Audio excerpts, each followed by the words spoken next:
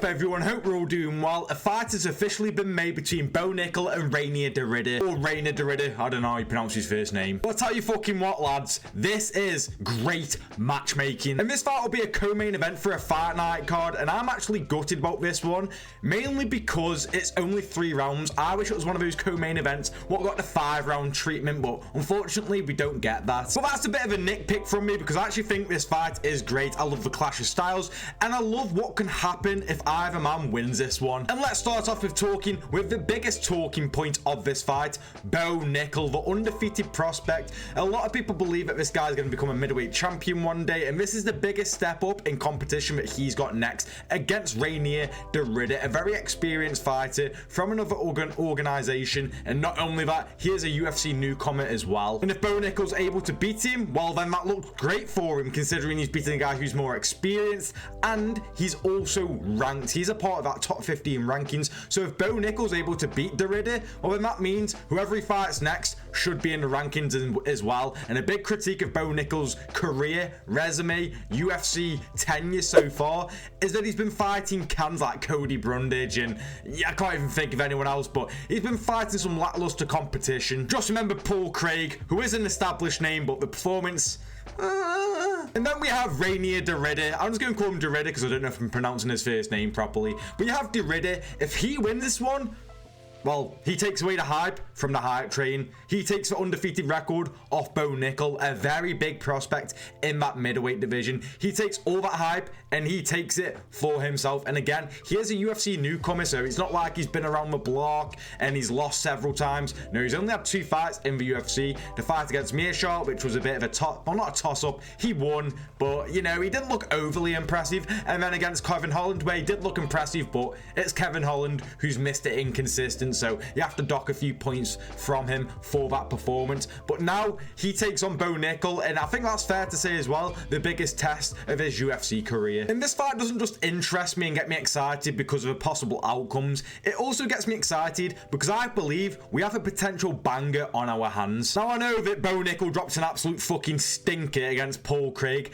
However, Derrida, he's been into some exciting fights. Well, the 2 fights that he's had. It was a fun fight against Meerschaert, back and forth. And then the fight against Kevin Holland, he got it done very quickly and got the finish. Bo Nickal, he was somewhat quite fun up until like the Paul Craig fight. Cody Brundage was a bit lackluster as well.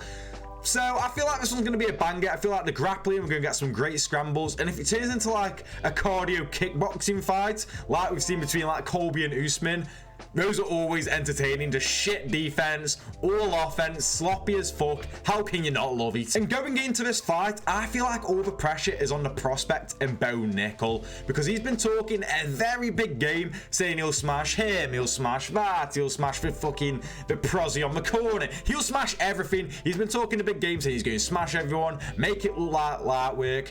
And now he's got this big step up in competition. So we saw this a minor step up in competition for Paul Craig, and he didn't really deliver. Yes, you could say it was quite maybe smart to get 3 rounds under your belt, so you know what it's like to go the distance with somebody and just keep it striking, and to be able to say that you outstruck Paul Craig. I mean, well done, I suppose, but I suppose it is quite smart to get those 3 rounds under your belt if you're thinking of a bigger picture. I do understand it, but as a branding thing, maybe it's not the best of ideas. Now you're taking on Rainier Derrida, and people are going to be expecting you to wipe the floor with this guy, considering how much talk you've been having about other guys like Hamzat. And if Bo Nickal goes on to lose this fight, I don't think it's the end of the world. He's only 7 fights deep into his MMA career. Well, it'll be 8 by the time this fight is over and done with. It's still a very young career, and he's still a very young guy as well. What, like mid-20s or something stupid like that?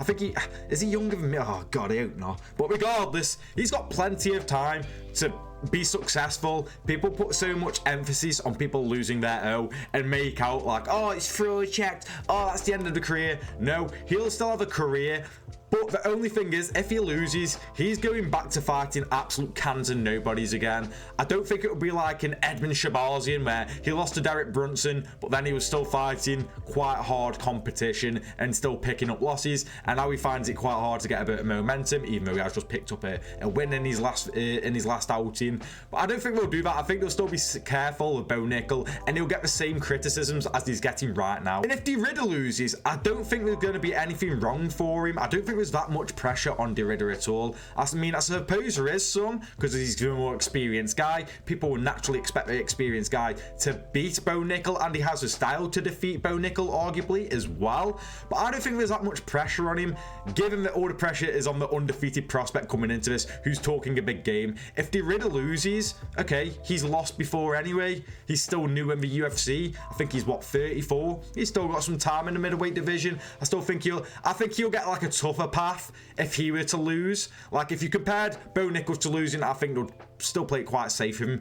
I feel like if DeRidder loses, they'll try and throw him in there with the Wolves, and I still think he'll come out on top. I think it'll be a hard matchup for a lot of fighters, but I feel like there's less pressure on DeRidder. But I just feel like this fight isn't being spoken about enough, and I do understand why. There's so many big fights just around the corner, so of course a few fights are going to be swept under the rug, and I feel like this fight is one of them. But I'm really excited for this one. Who do you guys think is going to win this one, and what do you think they're going to go on to do once they pick up the victory? Thank you for watching the video, and I'll see you in the next one.